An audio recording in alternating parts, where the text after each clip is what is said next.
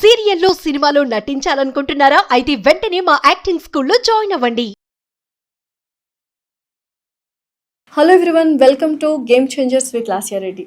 ఇవాళ పాడ్కాస్ట్ చాలా బ్యూటిఫుల్గా అండ్ వెరీ ఇన్ఫర్మేటివ్గా ఉండబోతుంది. ఎందుకంటే పేరెంటింగ్ అనేది చాలా కష్టమైపోయింది ఇప్పుడున్న జెన్సీ కిడ్స్ని మేనేజ్ చేయడంలో.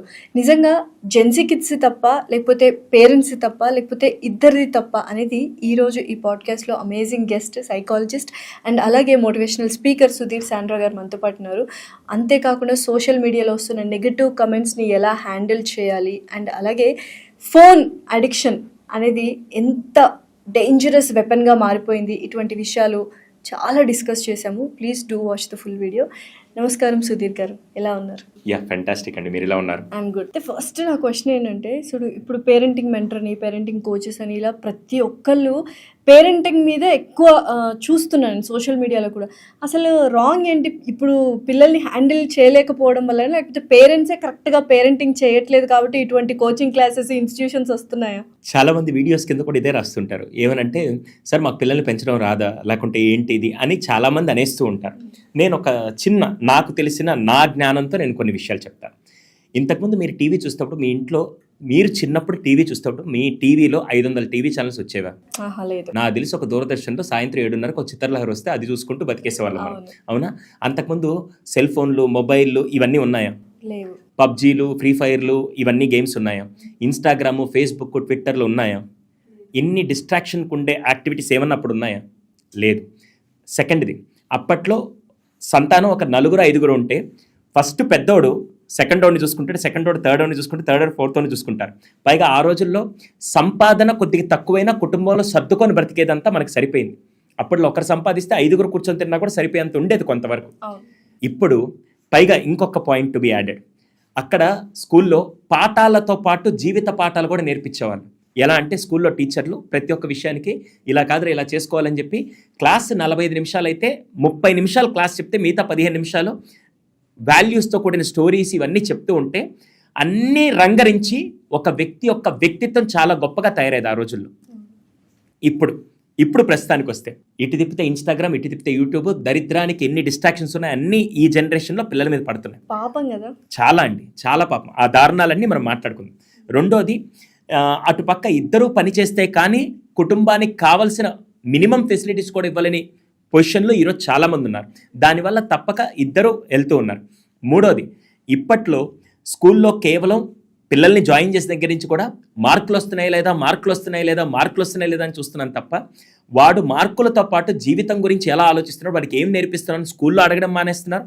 స్కూల్లో టీచర్స్ మీద అదే ప్రెషర్తో వీడికి మంచి సబ్జెక్ట్ నేర్పించండి, మంచి మార్కులు నేర్పించండి అని చెప్తున్నారు తప్ప, మీరు అప్పుడప్పుడు క్లాస్లో కొన్ని విలువలు కూడా నేర్పించమని చెప్పక, ఎక్కడా కూడా నేర్పని విలువల్ని ఈరోజు పేరెంటింగ్లో ఎక్కడెక్కడ గ్యాప్స్ వస్తున్నాయో దాన్ని కనుక ఫిల్ చేయకపోతే మళ్ళీ అది సమస్యగా మా దగ్గరికి వచ్చి కౌన్సిలింగ్ దగ్గర కూర్చుంటున్నారు. అందుకని ఆ కౌన్సిలింగ్ కష్టాలను తగ్గించడానికే ఇటుపక్క పేరెంటింగ్లో ఎక్కడెక్కడైతే గ్యాప్ ఉందో, అలా అని చెప్పి పేరెంట్స్కి పెంచడం రాదా అని నేను చెప్పట్లేదు. 200% ప్రతి పేరెంట్కి వచ్చు. కానీ కేవలం 1 డైమెన్షన్లో ఇస్తూ కేవలం అది మార్కులతోనో లేకుంటే ఒక రూపంలోనే ఇస్తున్నారు. కానీ సంపూర్ణంగా ఇవ్వడంలో కొంత గ్యాప్ ఉంది కాబట్టి ఆ గ్యాప్ను ఫిల్ చేయడానికే ఇప్పుడు మేము వాళ్ళకి హెల్ప్ చేయడానికి ఉన్నాం. అయితే ఈ పేరెంటింగ్లో ఒకప్పట్లో మన పేరెంట్స్ చాలా స్ట్రిక్ట్గా ఉండేవాళ్ళు కాబట్టి మనము డిసిప్లిన్డ్గా పెరిగాము. ఇప్పుడు పేరెంట్స్ ఏంటంటే, నేను పడిన కష్టం ఆ పిల్లవాడు పడకూడదు, నేను కొంచెం ఫ్రెండ్లీగా ఉండాలి. స్ట్రిక్ట్ పేరెంటింగ్ కావాలా, ఫ్రెండ్లీ పేరెంటింగ్ కావాలా? దీనికి 1 వర్డ్ ఆన్సర్ మాత్రం ఇవ్వడం, అంటే ఇలా ఉండొద్దు ఇలా ఉండడం కనుకంటే పిల్లాడికి తగ్గట్టుగా పిల్లాడు రిసీవింగ్ పవర్ ఎలా ఉందో దాన్ని బేస్ చేసుకొని ఉండడం కరెక్టే.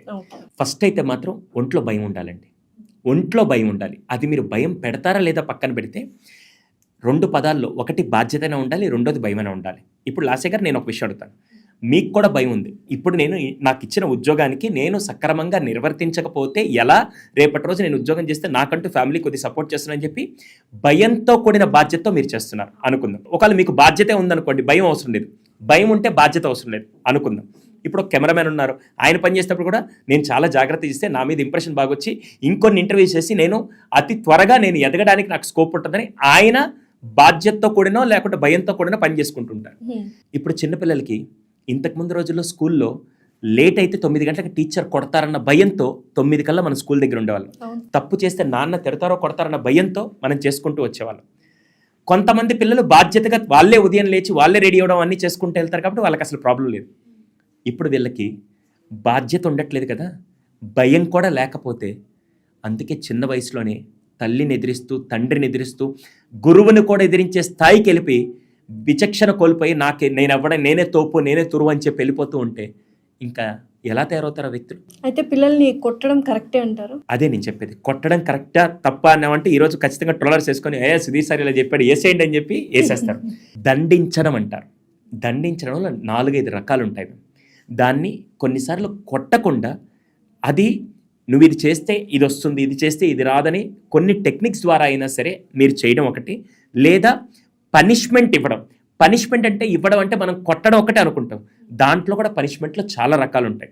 అది పాజిటివ్ పనిష్మెంట్ అని ఉంటుంది. పాజిటివ్ పనిష్మెంట్ అంటే నువ్వు ఇది చేయలేదు కాబట్టి నీకు ఇది రాదు, నీకు ఇది కావాలంటే ఇది చేయొచ్చు అని చెప్పి దేనికోసం అయితే ఆ తప్పు చేస్తున్నాడో, ఆ తప్పు దేనికోసం అయితే అది చేస్తున్నాడో అది నేను ఇవ్వను అనే విధంగా తీసుకొని వచ్చినా కూడా కొన్నిసార్లు సరిపోతుంది. కానీ కొంతమంది ఉంటారు కొడితేనే మాట వింటారు అంటే మాత్రం హ్యాపీగా చేసుకోవచ్చు అని అంటారు.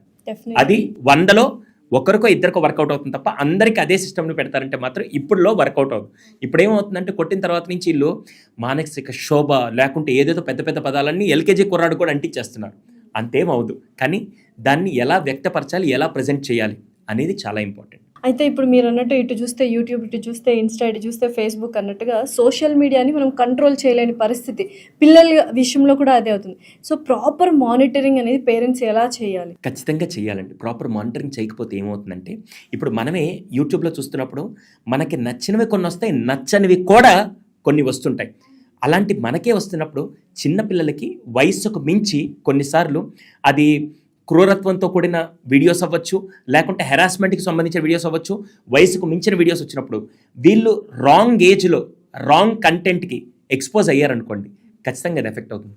అందుకే ఈ మధ్య యాప్స్లో ఫిల్టర్స్ వాడడం కానీ లేకుంటే పేరెంటల్ కంట్రోల్ యాప్స్ కానీ ఇలా వస్తున్నాయి.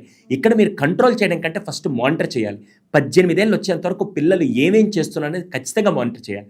ఈ రోజుల్లో ట్రెండ్ ఏమైందంటే వాడు ఇంటికి రాగానే కొద్దిసేపు అయిన తర్వాత వెళ్ళి రూమ్లో గడేసుకొని అక్కడ ఉంటాడండి అని చెప్పి ఒక 9 ఇయర్స్ కిడ్నో 10 ఇయర్స్ కిడ్నో అలాగే పంపించేశారనుకోండి, ఏమవుతుంది?